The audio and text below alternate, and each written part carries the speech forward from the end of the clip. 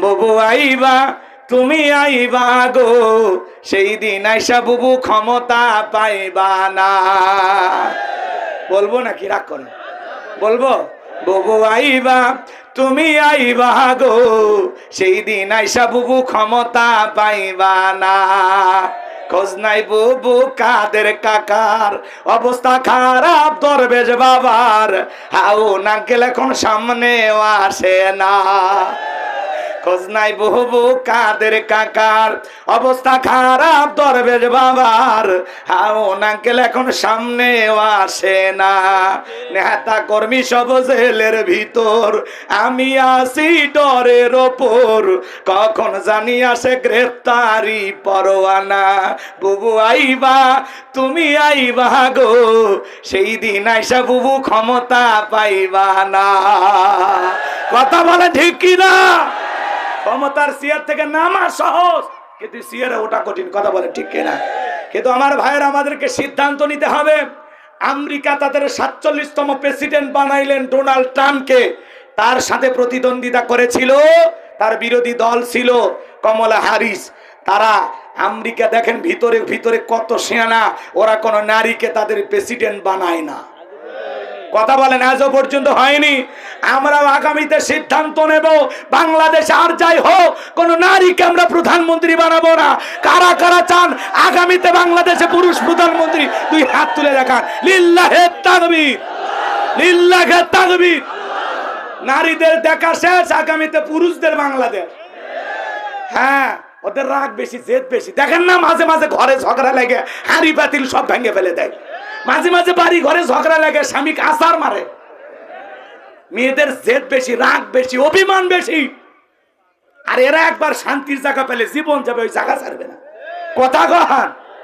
আর মেয়েরা যদি জেদ করে, রাগ করে, ঘরে যদি আগুন লাগাইতে পারে, বোঝেন নাই, ঘরে যদি আগুন লাগাইতে পারে, ওরা রাগ করে জেদ করে পুরো দেশের জনগণের মনের ভিতরে আগুন লাগাই দেবে। এই জন্য একটু সিদ্ধান্ত নিন, একটু পরিবর্তন হন। ঠিক আছে তো ইনশাল্লাহ? নারী নেতৃত্ব অনেক দেখেছেন, এখন পুরুষের নেতৃত্ব দেখা লাগবে। কথা কোন ঠিক কিনা? আর পুরুষ মানুষের অত রাগ জেদ নাই। পুরুষ মানুষকে পিটাইলেও আলহামদুলিল্লাহ, আর ওরা পিটাইলে ওইটা মনে রাখে, 32 বছর বড় হয়ে হলো ওইটা প্রতিশোধ নেবে। কথা কয় না? কথা কয় না?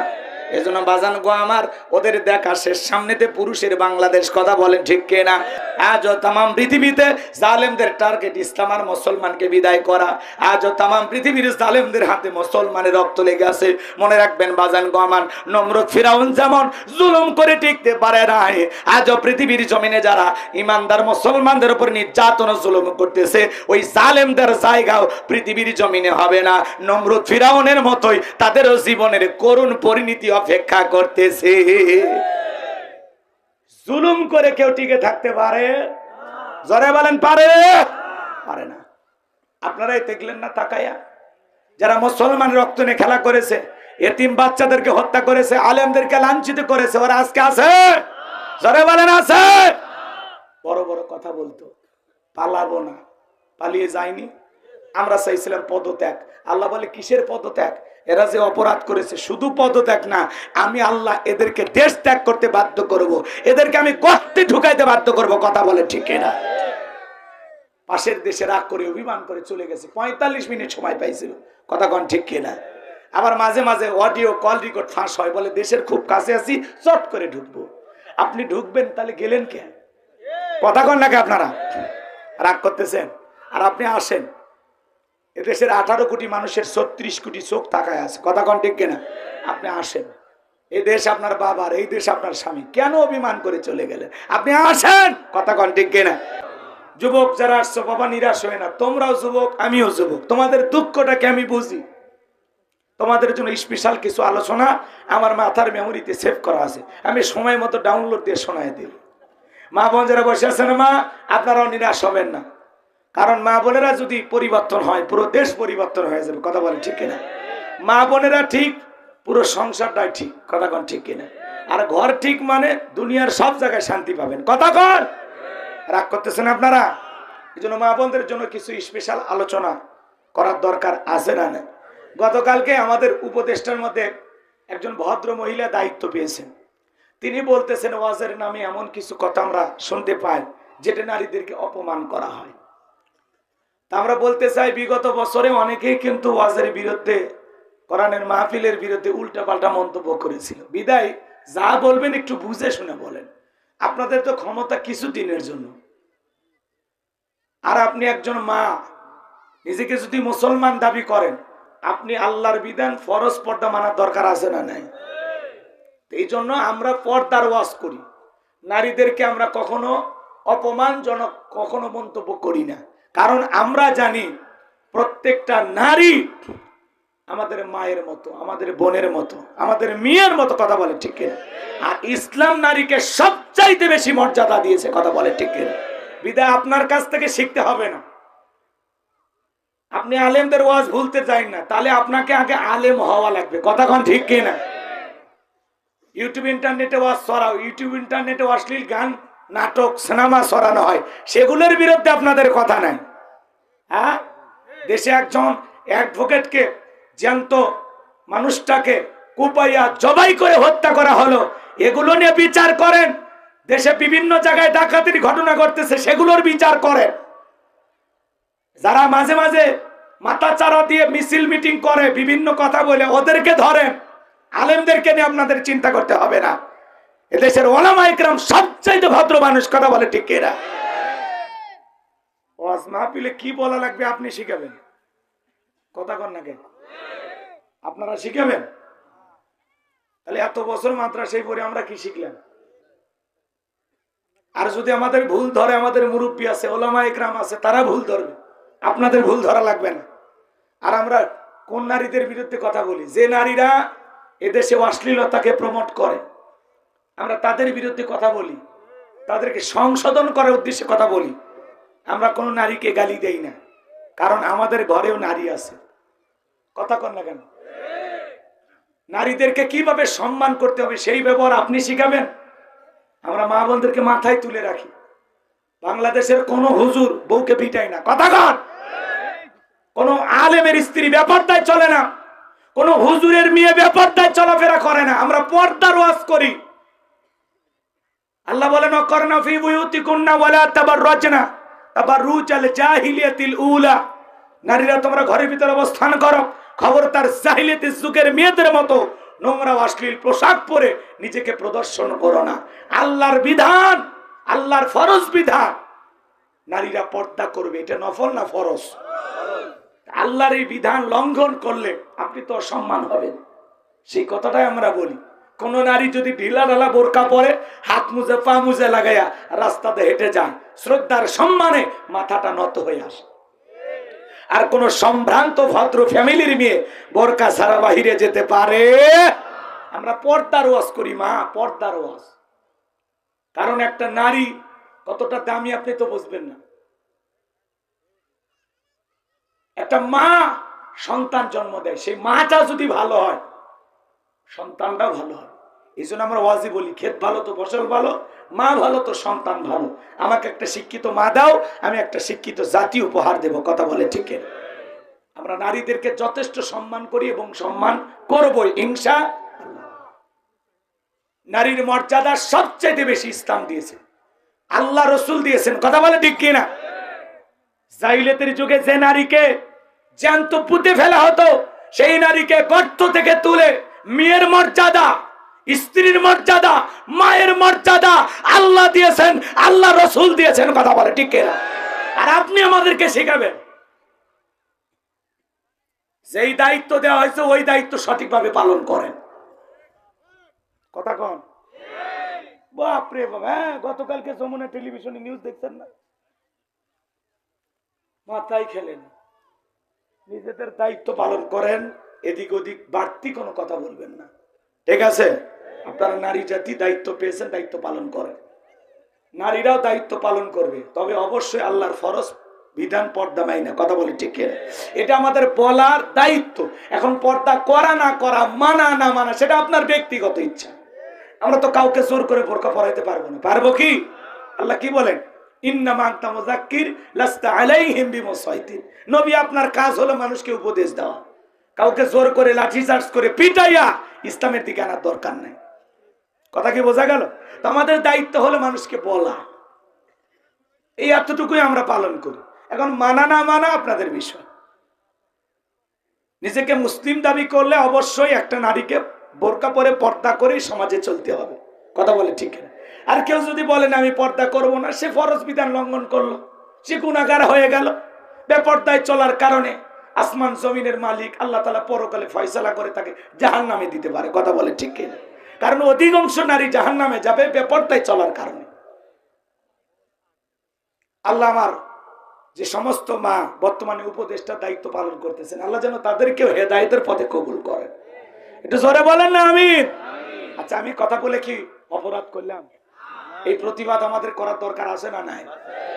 না হলে আরো বেশি বলবো, উনিও বলবে আমরাও বলবো, বলতে বলতে সমাধান হবে। উনিও বলেছেন আমি আলেমদেরকে নিয়ে ডায়লগ করব। ঠিক আছে, আপনি ডাকেন, আমরা রেডি আছি। কথা কয় না কেন? মন খারাপ করতেছেন বাজান আমার? তাহলে সূরার নাম হলো কাউসার। জোরে বলেন কি নাম? মোট আয়াত আছে 3টি, রুকু আছে 1টি। বিশ্বনবীর মক্কার জিন্দেগিতে আল্লাহ পাক এই সূরাটি নাজিল করেছেন। কোরআনুল কারীমের 108 নাম্বার সূরা। জবান ছেড়ে মোহাব্বতে সবাই আমার সঙ্গে তেলাওয়াত করুন। আউযু বিল্লাহি মিনাশ শাইতানির রাজিম। বিসমিল্লাহির রাহমানির রাহিম। বিতাড়িত মুরদাদ শয়তানের কাছ থেকে আল্লাহ পাকের কাছে আশ্রয় প্রার্থনা চাচ্ছি। পরম করুণাময় দয়ালু আল্লাহ তাআলার নামে শুরু করছি। আমরা যে কোনো কাজ শুরু করব কার নামে? আর আল্লাহর নামে কাজ শুরু করলে কল্যাণ আছে না নাই? আছে না নাই? তাহলে সূরার নাম কাউসার। জোরে বলেন কি না? ওই যে এর আগে ভুলে গেলেন, তাহলে একটু জোরে বলেন সূরার নাম কাউসার। আরো জোরে, এ জোরে হলো না? একটু অভ্যাস করে নেন মিছিল করার। সামনে তো মিছিল করা লাগে। বিগত 16 বছর চিল্লাইতে পারেন নাই। আমরা ছোটবেলায় মিছিল করতাম বিস্কুট খাওয়ার জন্য। বিস্কুট হাই রে, কথা কয় না কেন?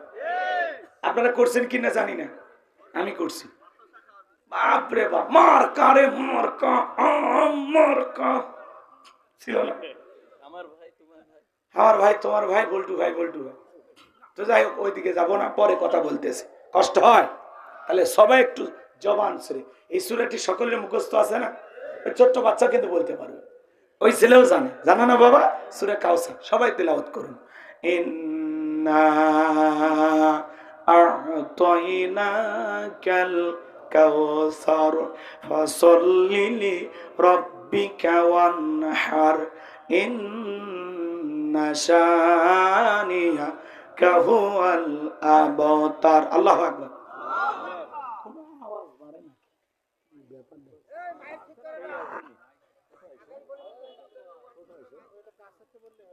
আওয়াজ হবে টনটন, খুব কাছে তো যায়। আমার ভাইয়েরা, যে কোন আয়াত বা সূরার তাফসীর করতে হলে কোন প্রেক্ষাপটে কোন সময় আল্লাহ তাআলা সেই সূরাটি বা আয়াতটি নাজিল করেছেন তার হাবিবের উপরে, সেই নাজিলের প্রেক্ষাপট জানার দরকার আছে না নাই?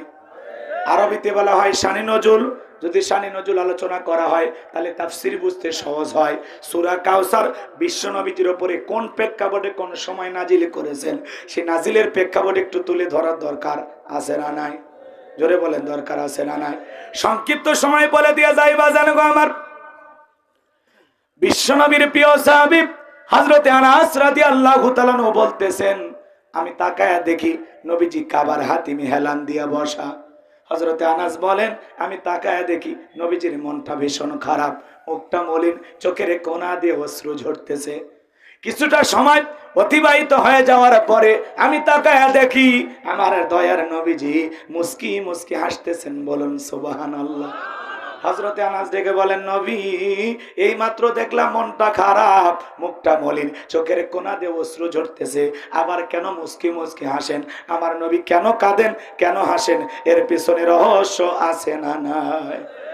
নবীজির মনটা কেন খারাপ? কারণ হলো নবীজির কলিজার টুকরা ছেলে সন্তানগুলো জন্ম নেয়, আর একে একে ছেলে সন্তানগুলো মারা যায়। আবুল কাসেম মারা যায়, আবু তাহের মারা যায়, ইব্রাহিম মারা যায়, ছেলেগুলো জন্ম নেয় আর মারা যায়। বাবা হিসাবে নবীর মনেও কষ্ট লাগবে কিনা? একে তো সন্তানগুলো মারা যায়, আর নবীজির কাছের চাচা নাম হলো আবু লাহাব। ডেকে বলে, ভাতিজা, তোমার বংশে বাতি জ্বালানো কেউ থাকলো না, তুমি একটা লেজ কাটা, তুমি একটা নির্বংশ, তুমি একটা হাত করে। জোরে কর নাউজুবিল্লাহ। যদিও রসুলের 4 কন্যা সন্তান জীবিত ছিল, কিন্তু ছেলেগুলো জন্ম নেয় আর একে একে মারা যায়। আপনারাই বলুন বাজান, আল্লাহ না করুক আপনার আমার সন্তান যদি মারা যায়, কাছের আত্মীয় স্বজনদের উচিত বিপদের দিনে সান্ত্বনা দেওয়া। বাবা তুমি সবর করো, ধৈর্য ধারণ করো, আল্লাহ যদি চায়, আল্লাহ সন্তান দিয়েছে, আল্লাহ নিয়েছে, জীবন মৃত্যুর মালিক আল্লাহ। তুমি আফসোস করো না, একটু ধৈর্য ধরো। আল্লাহ চাইলে বছর না ঘুরতে আবারও তোমাদের ঘর আলোকিত করে সন্তান দিতে পারেন। তিনি কে? আর একটু জোরে বলেন না ভাই, তিনি কে? কাছের মানুষদের উচিত বিপদের দিনে সান্ত্বনার বাণী শোনান, সান্ত্বনা দেওয়া। কিন্তু নবীর চাচা আবু লাহাব এতটাই খারাপ, চিন্তা করেন, আল্লাহ আবু জেলের নামে কোনো সূরা দেয়নি, আবু লাহাবের নামে সূরা দিয়েছে। তার মানে আবু জেলের চাইতেও আবু লাহাব বেশি খারাপ। খালি খারাপ নাই, আর বউও খারাপ। কথা কয় না, এটা সূরা লাহাবের তাফসীর করলে আপনারা বুঝতে পারতেন, কিন্তু ওই যে গেছে সময় নাই। এখন সূরা তিলাওয়াত করেছি, একটা আর একটা তাফসীরে ঢুকে গেলে আর আপনারা বলবেন আবার হুজুর তো ওয়াজি বুঝলো না, কথা বোঝেন নাই, তো ওই দিকে যাওয়ার সুযোগ নেই। আল্লাহ তাআলা হায়াতের জিন্দেগিতে কোনোদিন বেঁচে রাখলে সূরা লাহাবের তাফসীর করলে আপনারা বুঝতে পারবেন আবু লাহাব এবং আবু লাহাবের স্ত্রী খারাপ কত প্রকারের, এরা আসলে কেমন খারাপ ছিল। কথা কোন ঠিক?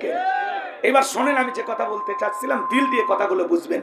একে তো সন্তান হারানোর ব্যথা, আবার আপন মানুষদের সমালোচনা। নবীজির মনের কষ্ট কমে না বাড়ে? আমার ভাইয়েরা, ছেলেগুলো মারা গেল কেন? আল্লাহ রসুলের সন্তানগুলো কেন জীবিত থাকলো না? এই পৃথিবীর জমিনে অনেক পয়গম্বরের সন্তান জীবিত ছিল, কিন্তু বিশ্বনবীর একটা ছেলে সন্তানও কেন জীবিত থাকলো না? কেন তারা শিশুকালে মারা গেলেন? আল্লাহ তাআলা কেন তাদেরকে যৌবন পর্যন্ত পৌঁছার জন্য হায়াত দিলেন না? এই পৃথিবীর জমিন থেকে শিশুকালে বিদায় নেওয়ার পিছনে কারণটা কি, রহস্যটা কি? বিশ্বনবীর ছেলে সন্তানগুলো শিশুকালে বিদায় নেওয়ার পিছনে কারণ আছে 3টি। জোরে বলেন কয়টি? নবীর উম্মত হিসেবে জানতে মনে চায় না রসুলের ছেলেগুলো কেন জীবিত থাকলো না? আল্লাহ তাআলা কেন শিশুকালে বিদায় করলেন? এর পিছনে কি সেই 3টি কারণ? কারা কারা শুনবেন? হাত তোলেন তো দেখি। লিল্লাহি তাকবীর। একটু জোরে বলেন না বাজান, লিল্লাহি তাকবীর। হাত নামান। রসুলের ছেলেগুলো কেন মারা গেল, কি সেই 3টি কারণ? যদি আমি বলি তাহলে 3 নম্বর আয়াতের আলোচনা করা লাগবে। আমি কি 1 নম্বর আয়াত বাদ দিয়ে 3 নম্বরে ঢুকবো, নাকি আস্তে আস্তে আলোচনা শুরু করা যায়? 3 নম্বর আয়াত পর্যন্ত থাকবেন তো ইনশাআল্লাহ? আল্লাহ কবুল করেন, জোরে বলেন আমিন। আমার ভাইয়েরা, একে তো সন্তান হারানোর ব্যথা, আবার আপন মানুষদের সমালোচনা, নবীর মনের কষ্ট কমে না বাড়ে। অন্যদিকে বাজান গো আমার, সাহাবায়ে ইকরাম যারা ইসলাম ধর্ম গ্রহণ করে, কাফের বেঈমান তাদের উপর নির্যাতন ও জুলুমের স্টিম রোলার চালায়। নবীজি আমার রাতের বেলায় দারুল আরকামে বসা, হযরতে বেলাল তখনও কালেমা পড়ে মুসলমান হন নাই। হযরতে বেলাল বিশ্বনবীর দরবারে উপস্থিত হয়ে গেলেন। নবীজির চেহারার দিকে তাকাইয়া হযরতে বেলাল ডেকে বলেন, নবী গো, আপনার চাইতে সুন্দর মানুষ আমি জীবনে কোনোদিন দেখি নাই। সুবহানাল্লাহ বল। আপনার আমার নবী কতটা সুন্দর ছিলেন জানেন? আরে নবীর পাগলেরা দিল দিয়ে কথাগুলো বোঝেন। নবীর সম্মান মর্যাদা কত আমরা বুঝি না। এক জায়গায় যা বললাম, ভাই বলেন তো আমাদের নবীর নাম কি? বলে হুজুর আব্দুল কাদের জিলানী।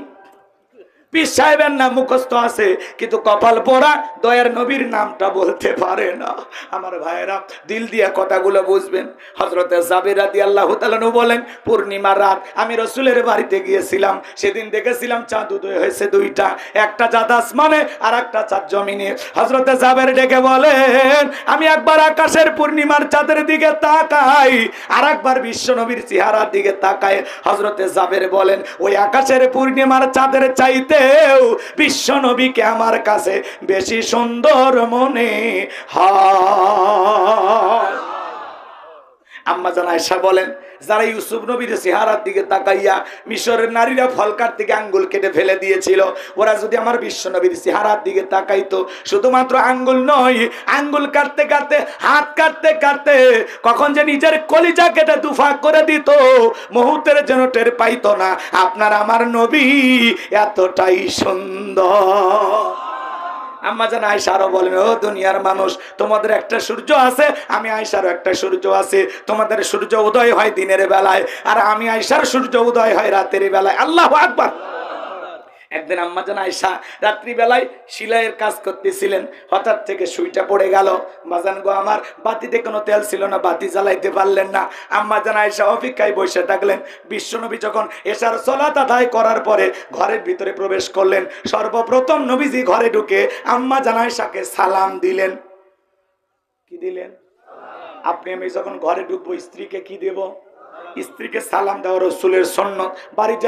বাড়িতে যা বউকে সালাম দিবেন, আসসালামু আলাইকুম রহিমা, কেমন আছো সোনা? ঘরের দরজাটা খোলো না, আমি তোমার লিটনের বাপ, তোমার দিওয়ানা। বউ খুশি হয়ে দরজা খুলে দেবে। কথা বলে ঠিক কি না? কিন্তু আপনার আমার ব্যবহার এত মিষ্টি না। বাড়ির দরজায় যা চিৎকার মারে, এ রুবেলের মা, এ দরজা খোল, বেশি দেরি হলে দরজা ভাঙ্গে ফেলে দিয়া, আর তোর পিঠের ওপর কি যে হবি রে। ভিতর থেকে বউ বলে, এটা স্বামী না সেকেন্ড আজরাইল। সব রাগ বইয়ের উপর সারে। কথা কর না কেমন রাগ করতেছেন মনে হয়। বাজান গো, বইয়ের সাথে খারাপ ব্যবহার করা যাবে না। বাড়িতে যখন প্রবেশ করবেন বউকে সালাম দিয়ে প্রবেশ করবেন। কথা কর না কেন? মুসলমান হিসাবে আর এক মুসলমানের গৃহে প্রবেশ করতে গেলে আগে গৃহবাসীর অনুমতি নিতে হবে, তাদেরকে সালাম দিতে হবে, তারপরে ওই বাড়িতে ঢোকা লাগবে। কথা কর। আর আমরা একে অপরের বাড়িতে ঢুকে কোনো সালাম কালাম নাই, কোনো অনুমতি নাই। বাদশা কয়ে বাড়ির ভিতর ঢুকতেছে। বাদশার বইয়ের ওন্না, মায়ের ওন্না, কি অবস্থা আমি আর বলবো না। রাগ করতেছেন আপনারা? এই জন্য কারো গৃহে প্রবেশ করার আগে কি দিবেন?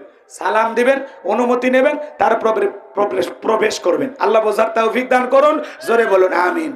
আমার ভাইয়েরা মন খারাপ করবেন না, সংক্ষিপ্ত কথা একটু বলে দিয়ে যায়, হৃদয়ের কান পেতে কথাগুলো শুনে যান। প্রথমে বউকে সালাম দিবেন, লোকজন যদি না থাকে বইয়ের হাত ধরে মুসাফা করবেন। একেবারে যদি ময়দান ফাঁকা থাকে কোলাকুলিও সেরে নেবেন। স্বামী স্ত্রীর মধ্যে সালাম আদান প্রদান হলে একে অপরের প্রতি শ্রদ্ধা, ভক্তি, বিশ্বাস, ভালোবাসা বেড়ে যায়। বলুন আল্লাহু আকবার। এই জন্য দাম্পত্য জীবনে সুখ আর শান্তি পেতে হলে 4টি সুন্নত আছে বাজান গো আমার। এই 4টি সুন্নত যদি প্রত্যেকটা স্বামী স্ত্রী আমল করতে পারে, তাদের দাম্পত্য জীবনে কোনোদিন অশান্তি থাকবে না। চিৎকার মেরে বলুন আল্লাহু আকবার। কি সেই 4টি সুন্নত জানার দরকার আছে না নাই? তাহলে বউকে সালাম দিবেন। তো অনেকে বলতেছেন হুজুর বউকে সালাম দিতে কি আমার শরম লাগে। যারা বলবে শরম লাগে, এটা শরম না, এটা হলো শয়তানি। কারণ আপনার শরম যদি বেশি হইতো, আর আপনার বইয়ের তো বাচ্চা হওয়ারই কথা না। কথা কয় নাকি ভাই? বইয়ের বাচ্চা হয়ে যায়, আপনার শরম লাগে না, আর বউকে একটু সালাম দিতে শরম লাগে না। আর আপনি আপনার বউকে সালাম দিলে কি আপনার সম্মান কমবে? কথা কন। স্বামী স্ত্রীর মধ্যে সালাম আদান প্রদান হলে সংসারে শান্তি আসে। কথা কন। সালাম আছে যেখানে শান্তি আছে, সালাম আছে যেখানে সমাধানও আছে। বড় বড় ঝামেলা একটা সালামের মাধ্যমে হাত ধরে সমাধান হয়, হয় না ভাই? মিথ্যা কথা লম্বা করার সুযোগ নাই। বাবাজি আমার দিল দিয়ে কথাগুলো বোঝার চেষ্টা করবেন। আম্মা জান আয়েশাকে বিশ্বনবী সালাম দিলেন। আম্মা জান আয়েশা ডেকে বলেন, নবীজির চেহারার আলোতে সুইটা কই পড়ে আছে, আমি পরিষ্কার দেখতে পেয়েছি। বলুন সুবহানাল্লাহ। আপনার আমার নবী কতটা সুন্দর, নবীর সম্মান মর্যাদা কত। যে নবী জমিনে পথ চললে আসমানের মেঘ এসে ছায়া প্রদান করত। আল্লাহু আকবার বলেন।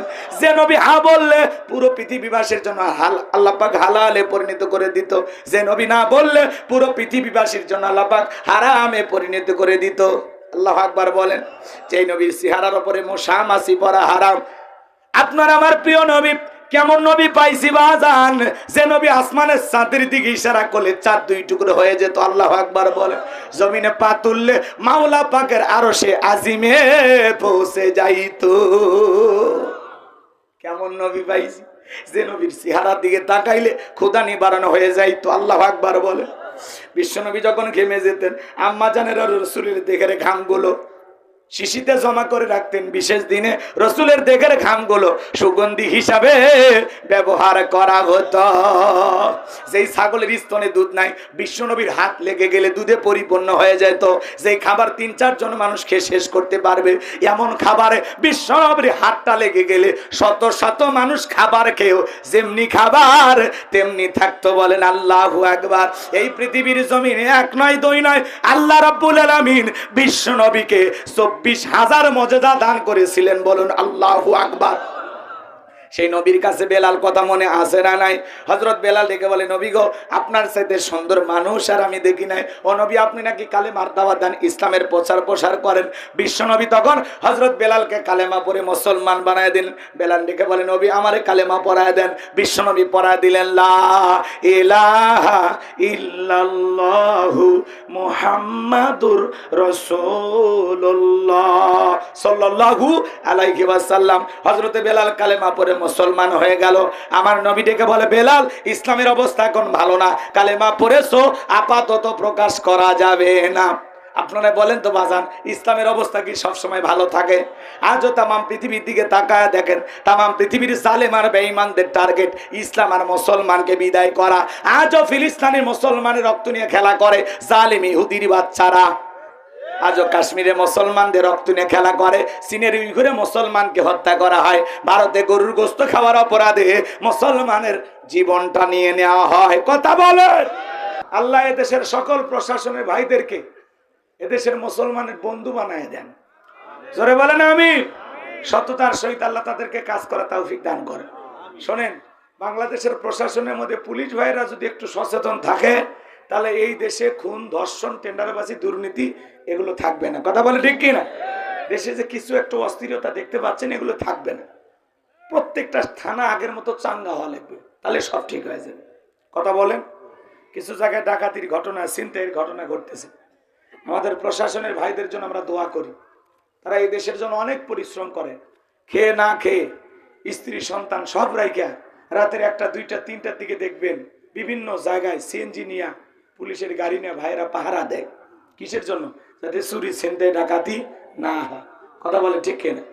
বিগত সরকার তাদেরকে এমনভাবে ব্যবহার করেছিলেন, যার কারণে হয়তোবা কিছুটা মানুষ তাদেরকে ঘৃণা করে, কষ্ট পায়। কিন্তু আসলে দোষ তো তাদের না। কথা কি বুঝতে পারতেছেন? যাদেরকে ব্যবহার করা হতো। কথা বলে ঠিক কিনা? এই জন্য প্রশাসনের ভাইদের জন্য আমরা দিল থেকে দোয়া করব, কারণ তারা এই দেশেরই মানুষ, নাকি মঙ্গল গ্রহ থেকে আসছে, তারা আমাদেরই ভাই। কথা বলে। যারা পুলিশে চাকরি করে, আমাদের ভাই আছে, ভাতিজা আছে, কারো বাবা চাকরি করে, কারো সন্তান চাকরি করে। কথা বলে ঠিক কিনা? তারা আমাদেরই ভাই। তাদের জন্য আমরা দিল থেকে দোয়া করব, আল্লাহ পাক যেন ভবিষ্যতে তাদেরকে সততার সহিত কাজ করা তৌফিক দান করে। একটু জোরে বলেন না আমিন। পাক যেন ভবিষ্যতে তাদেরকে সততার সহিত কাজ করা তৌফিক দান করে। একটু জোরে বলেন না আমিন। আবার তারা বলতো আমরা পুলিশ, এখন আর বলবে না। সেদিন চলে গেছে। তাদেরকে বাধ্য করে ব্যবহার করা হতো, তাই না? সেদিন এদের ঠাকুর গায়ে ওয়াজ করলাম, থানার ওসি এসে বলতেছে, হুজুর 1 মিনিট সুযোগ দেন।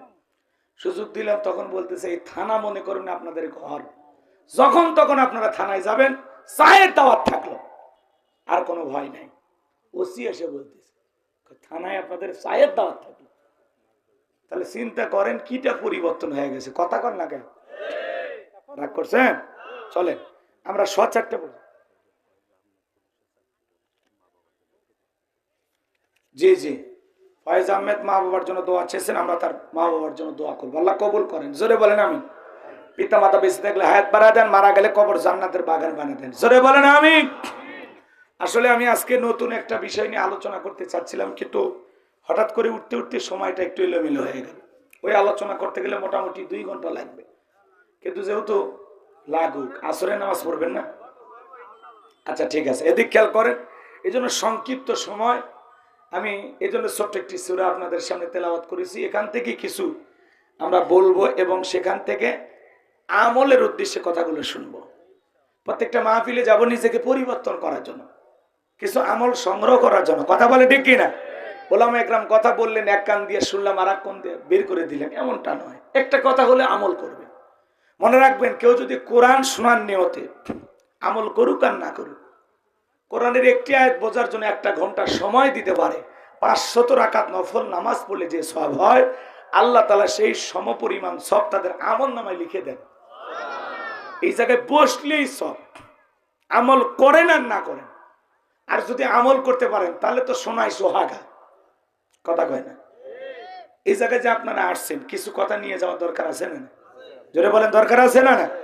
আল্লাহ রাব্বুল আলামিন বলেন, আল্লাযীনা ইয়াসতামিউনাল কাওলা ইয়াত্তাবিউনা আহসানাহু উলাইকাল্লাযীনা হাদাহুমুল্লাহু ওয়া উলাইকা হুম উলুল আলবাব।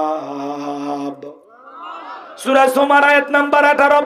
আল্লাহ রাব্বুল আলামিন জানিয়ে দিলেন, মনোযোগ সহকারে কোরআনের কথাগুলো শ্রবণ করো। এখান থেকে যেটা উত্তম কথা, ভালো কথা, সেইটা নিজের জিন্দেগিতে গ্রহণ করো।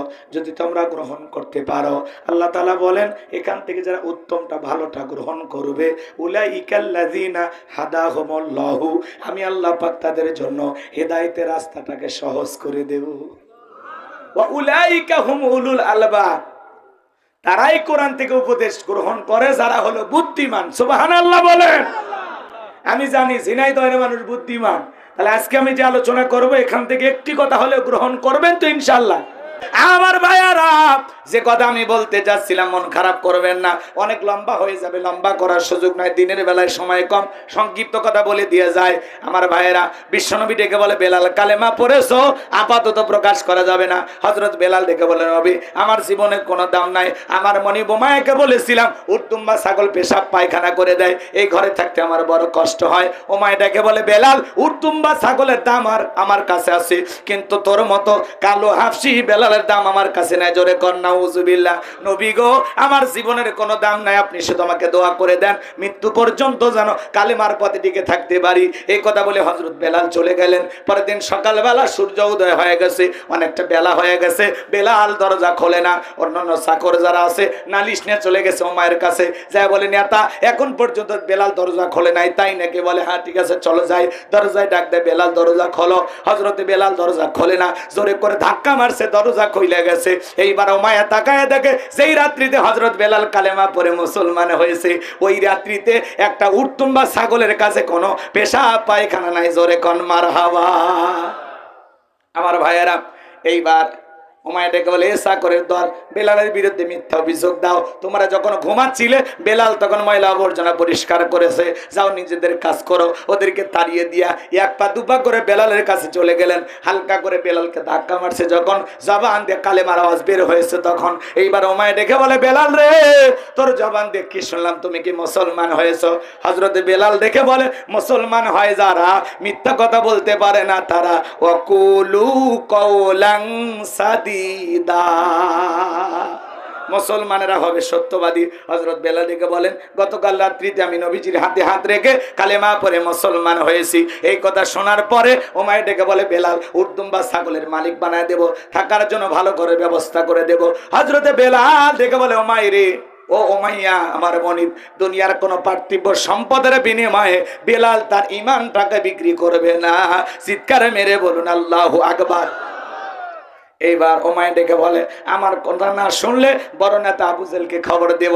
হযরতে বেলাল ডেকে বলে কোন বড় নেতা ছোট নেতা এখন কাউকে গোনার টাইম নাই, আমি দুনিয়ার কোন আবু জেলকে ভয় করি না, আমি ভয় করি আমার আল্লাহকে। এইবার বাজান গো আমার, ওমায়া দৌড়ে চলে গেছে আবু জেলের বাড়িতে, যা বলে নেতার সংবাদ খুব খারাপ, আমার বাড়ি কৃতদাস বেলাল কালেমা পড়ে মুসলমান হয়েছে, তাই নাকি? বলে হ্যাঁ ঠিক আছে যাও আমি আসতেছি। আবু জেলের একটা বিশেষ বাহিনী ছিল যাদের কাজই হলো মুসলমানদের উপর নির্যাতন জুলুম চালানো। আজও পৃথিবীর দিকে তাকায় দেখেন জালেমদের বিশেষ একটা বাহিনী থাকে যাদের কাজই হলো টুপিওয়ালা দাড়িওয়ালা ইমানদার আলেমদের উপরে নির্যাতন জুলুম চালানো। ওদের একটা গোপন বাহিনী থাকে। কথা বলে রাগ করবেন না বাজান গো আমার। কি অপরাধ, কি অপরাধ, কি অপরাধ মসজিদের ইমাম মুয়াজ্জিমের কথা কন না কেন? কি অপরাধ এসের আলেমদেরকে কেন তাদেরকে এইভাবে জেলখানায় নিয়ে যাওয়া হয়তো? তার মানে বুঝতে পারেন না, আলেমেরা মিষ্টি মিষ্টি কথা বলতো, তাদের কথা শুনে মানুষ পরিবর্তন হয়ে যেত, লাখ লাখ মানুষ তাদের কথা শোনার জন্য যাইতো। এটা ওরা বুঝতে পারতো যেভাবে আলেমদের জনপ্রিয়তা বাড়তেছে ভবিষ্যতে আমাদের চেয়ার থাকবে না, এই ভয়ে কাউকে জেলখানায় কাউকে দেশের বাইরে পাঠায়। কথা কন ঠিক কিনা? আমার ভাইয়েরা সংক্ষিপ্ত কথা বলে দিয়ে যায়। এইবার আবু জেহেল চলে আসলো, বেলালকে ডেকে বলে বেলাল এইদিকে আসো, তোমারে আমি পার্সোনাল ভাবে মোহাব্বত করি। বেলাল এসব কি শুনছি, তুমি নাকি মুসলমান হয়েছো? হযরত বেলাল ডেকে বলে, যা শুনেছেন সত্য, আমি গতকাল রাত্রিতে বিশ্বনবীর হাতে হাত রেখে কালেমা পড়ে মুসলমান হয়েছি। এইবার আবু জেহেল ডেকে বলে, বেলাল শোনো, আমি তোমাকে উটদুম বা ছাগলের মালিক বানায় দেব, থাকার জন্য ভালো ঘর বানায় দেব, ব্যবসা বাণিজ্য যদি করতে চাও দিরহাম টাকা পয়সা যা লাগে দেব। বেলাল তুমি চাইতে দেরি, তোমার সামনে হাজিরি করতে দেরি করা হবে না। হযরত বেলাল ডেকে বলে, আবু জেহেল রে, দুনিয়ার সব সম্পদ যদি দিতে চাও, দুনিয়ার সব সম্পদ ছাড়তে রাজি, কিন্তু বিশ্বনবীর কালেমা ছাড়তে রাজি নাই। চিৎকারে মেরে বলুন আল্লাহু আকবার। বেলালের মতো যারা খাঁটি ইমানদার, এদেরকে টাকা দিয়ে কেনা যায় না, কিন্তু মুনাফিক মার্কা মুসলমান যারা টাকার কাছে বিক্রি হয়, তারা টাকা পাইলে ওরা বাতিলের পাশাটা গোলাম হয়। টাকা যেই দিকে ওদের ফতুয়া সেই দিকে, টাকার জোরে ওদের ফতুয়া ঘরে বৈধকে অবৈধ বলতো আর অবৈধকে বৈধ বলে চালিয়ে দিত। কথা বলেন ঠিক কিনা? আমার ভাইয়েরা, এক প্যাকেট বিরিয়ানি পাইলে কই, ম্যাডাম আপনি জান্নাতি।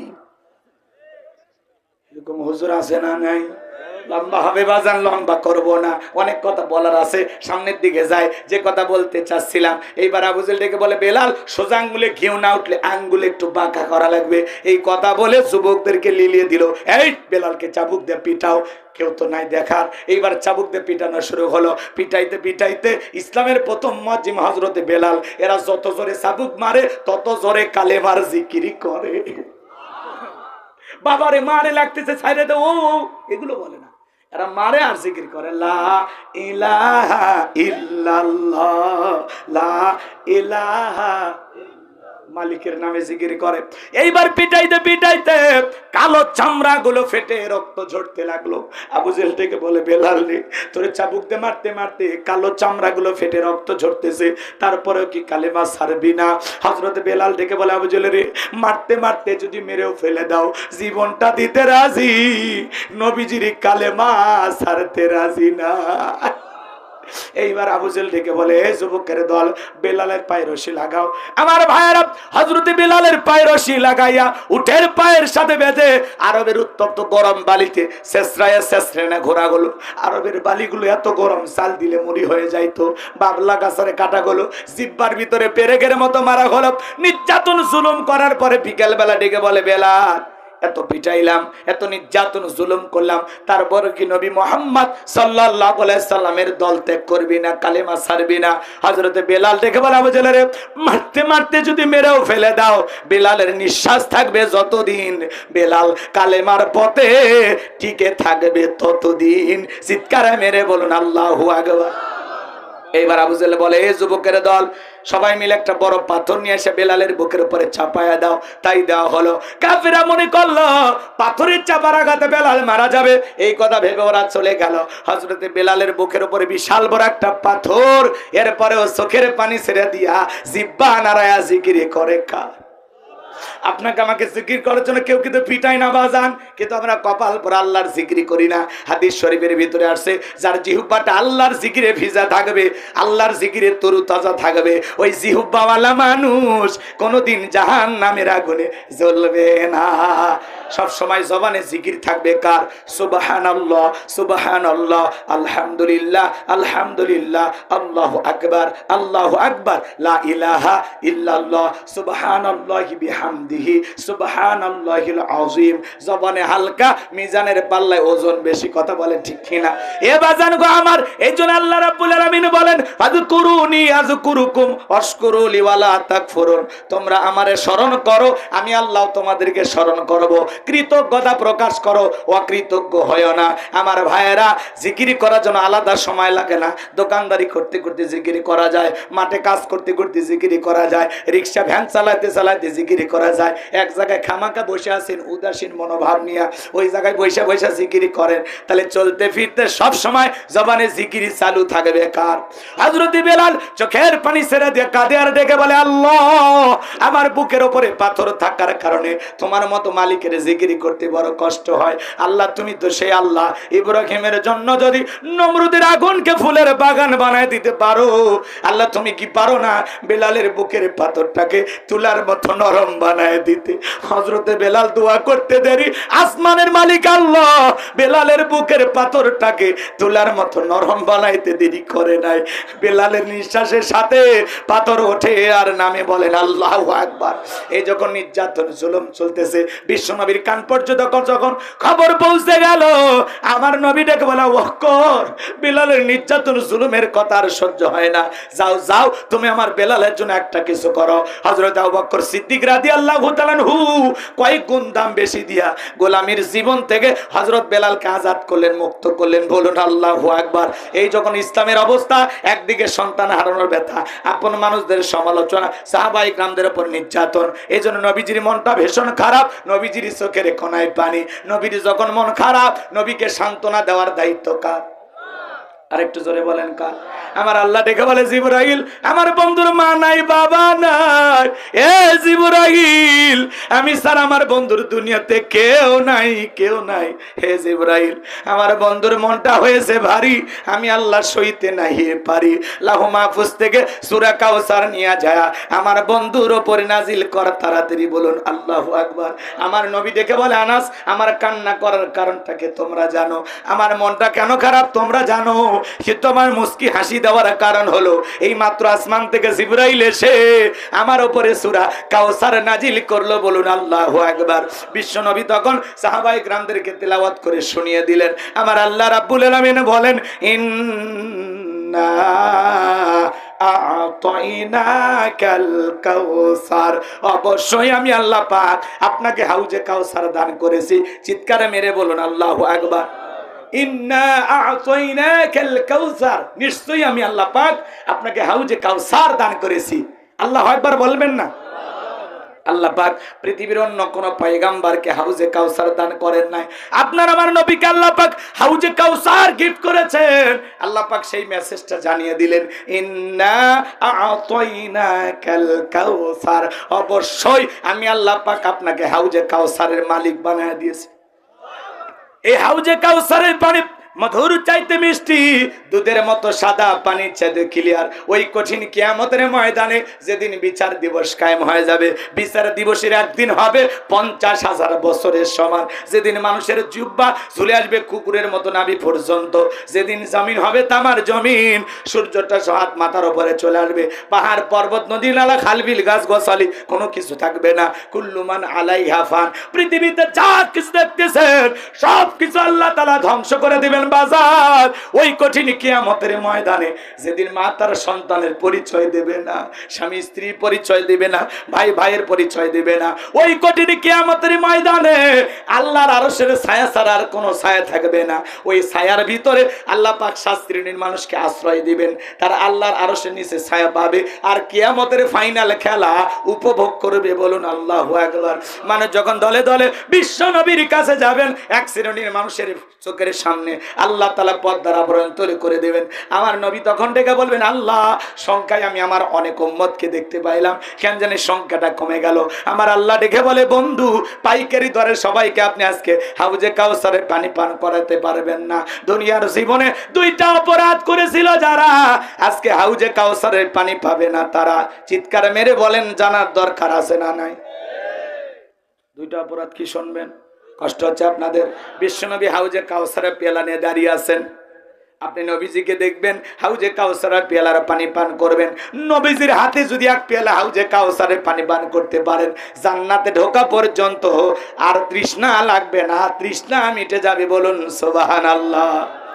হযরত আবু বকর পেয়ালাগুলো ভরায় দিবেন, মাঝখানে দাঁড়িয়ে থাকবেন হযরত ওমর, আবু বকরের হাত থেকে নিয়ে হযরত ওমর বিশ্বনবীর হাতে দিবেন, আর নবীজি তার আদরের উম্মতদেরকে খুঁজে খুঁজে হাউজে কাউসারের পানি পান করাবেন। রাসূলের হাতে কারা কারা হাউজে কাউসারের পানি পান করতে চান 2 হাত তুলে আমার আল্লাহকে দেখান।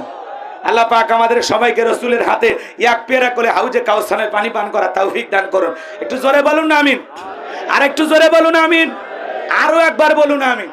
আল্লাহ আমাদের সবাইকে কিয়ামতের ময়দানে নবীজির হাতে 1 পেয়ালা করে হাউজে কাউসারের পানি পান করার সেই সৌভাগ্য আল্লাহ যেন আমাদেরকে দান করেন। এবার হাউজে কাউসারের পানি চাইলেন আর পাইলেন, অত সহজ, একটু কষ্ট করা লাগবে না? কথা বলেন না? আমি আপনাদের এলাকায় আসলাম, একটা ছেলের হাতে কিছু চকলেট দিলাম, দিয়ে বললাম বাবা আমার জন্য এক বোতল পানি নিয়ে আসো, একটু উজু বানাবো। চকলেট পায়, ছেলেটা মারছে দৌড়, মাঝখানে আসার খেয়ে পুড়িয়ে গেছে, হাঁটু ছিলে গেছে, রক্ত বের হয়েছে। কিন্তু চকলেট থাকার কারণে উঠে দাঁড়ায়া বদনা ভৈরা পানি নিয়ে আমার সামনে হাজির।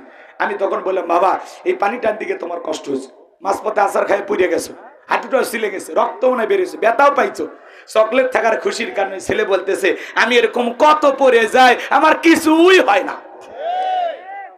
ওই ছেলেটা যেরকম চকলেট থাকার আনন্দে কিছুই মনে হয় না, কিয়ামতের ময়দানে নবীজির হাতে এক পেয়ালা হাউজে কাউসারের পানি আর আল্লাহর আরশের নিচে ছায়া যদি ভাগ্যে জুটে যায়, কিয়ামতের কঠিন দিন আপনার কাছে কঠিন মনে হবে না, আল্লাহ সহজ করে দেবেন। জোরে বলেন না সুবহানাল্লাহ। সে হাউজে কাউসারের পানি পান করতে গেলে কাজ করতে হবে দুইটি। জোরে বলেন কয়টি? আরো জোরে বলেন কয়টি? আল্লাহ তাআলা বলেন, ফাসাল্লিলি রাব্বিকা ওয়ানহার, ফাসাল্লিলি রাব্বিকা ওয়ানহার। এক নাম্বার হলো রবির উদ্দেশ্যে সালাত আদায় করবে। ফাসাল্লিলি রাব্বিকা, রবির উদ্দেশ্যে সালাত। সালাত হবে কার জন্য? হঠাৎ করে কেউ নামাজ ধরে দেখেন না, কথা বলেন। পুরাতন মুসল্লি যারা নিয়মিত নামাজ পড়ে, ওরা আবার দেখে বাপরে বাপ সূর্য আবার কোন দিকে উঠছে, উত্তর পাড়া বাদশা দিকে মসজিদে নামাজ পড়বে না, 2 দিন পর আবার মসজিদে আসবে না। এই যে ঠাট্টা বিদ্রুপ করেন, এটা করা যাবে না। আপনি তো দাওয়াত দিয়ে 5 জনকে মসজিদে আনতে পারেন না। কোনো এক ভাই হঠাৎ করে নামাজ পড়তে আসছে, তার নিয়ে কেন সমালোচনা, তার নিয়ে কেন ঠাট্টা বিদ্রুপ? আপনারা দোয়া করেন, ভাই তুমি যে মসজিদে আসছো নামাজ পড়ার জন্য, দেখে দিলটা ভরে গেছে, আল্লাহর কাছে দোয়া করি আল্লাহ যেন মৃত্যু পর্যন্ত তোমাকে সিজদা দেওয়ার তৌফিক দান করেন। কথা বলে ঠিক কি না? আপনি দোয়া করবেন। আপনি টিটকারি মানেন কে? হ্যাঁ, নামাজ ঠিকঠাক পড়বো না, 2 দিন পর আবার ছাইরে দিব, এরকম বলে কিনা? যুবক বয়সে দাঁড়িয়ে রাখছে, এটা নিয়ে সমালোচনা করে, ঠাট্টা করে না। এই বয়সে বুড়ের ভেস ধরছে। আমাদের আঞ্চলিক ভাষা আমি বলতেছি, কষ্ট হয় নাকি আপনার? বুড়ের ভেস ধরছো মানে বোঝেন? হ্যাঁ, এই যুবক বয়সে তুমি বুড়ে সাজছ, ব্যাপারটা কি? রাগ করতেছেন আপনারা?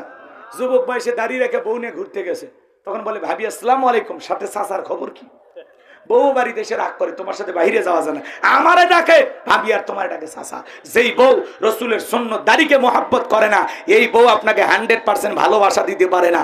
কথা বলেন ঠিক কি না? রাগ করতেছেন? বউ দাড়ি পছন্দ করে না, ওটা বউ নাকি? রাগ কইরেন না, রাগ কইরেন না। আমরা রসুলকে মহাব্বত করে দাঁড়িয়ে রাখি, টুপি খুলি, জুব্বা খুলি, কিন্তু এটা এমন একটা সুন্নত, এটা খোলা যায় না। 24টা ঘন্টা আমার দেহের সাথে লাগিয়ে থাকে। কথা কন, আমি যে একটা পুরুষ, দাড়ি দেখে প্রমাণ হয়। আমি তো নবীজিকে ভালোবেসে দাঁড়িয়ে রাখছি। কথা কন ঠিক কিনা? এটা আমার রসুলের মহাব্বত আর ভালোবাসা এখানে আছে। কথা কন ঠিক কিনা? আমি কেমনে খুর লাগাই, আমি কেমনে বেলেট লাগাই, আমি তোমার নবীকে ভালোবাসি। কথা বলে ঠিক কিনা? আর দাড়িওয়ালা পুরুষ, বুঝতেছেন না, দাড়িওয়ালা পুরুষের গুণ আছে, গুণ আছে। কথা কয় না কে? রাগ করতেছেন মনে হয়। আমি আমার বউ কিনে একবার মার্কেটে গেছি, দোকানদার বলতেছে, হুজুর আপনার মেয়েকে বলেন কোনটা কোনটা চয়েস করে। আমি এটা মেয়ে না রে, প্রধানমন্ত্রী, এটা আমার ঘরের প্রধানমন্ত্রী, বেশি কথা কোষ নিয়ে একেবারে আগুন জ্বলবে। কথা কন ঠিক কিনা? তো মনে করে দাঁড়িয়ে রাখলে মনে করে বিশাল একটা বয়স, এটা এই ছেলে খুব বয়স বেশি হয়েছে, কাকে মহাব্বত করে দাঁড়িয়ে রাখছে? এ কথা কন নাকি আপনারা? যুবক দাঁড়িয়ে রাখছে, আমি দাঁড়িয়ে রাখছি, এমনও 60-70 বছরের মুরব্বী চাচা আছে, চামড়া প্লাস দিয়ে প্যানে ক্লিন শেপ মারে। কথা কন নাকি? রাগ করতেছেন আপনারা?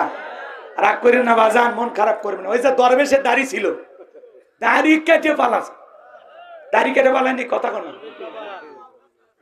ওরা দাড়িকে ব্যবহার করতো, ওরা সত্যিকারী মানুষ ছিল না। কথা কন না?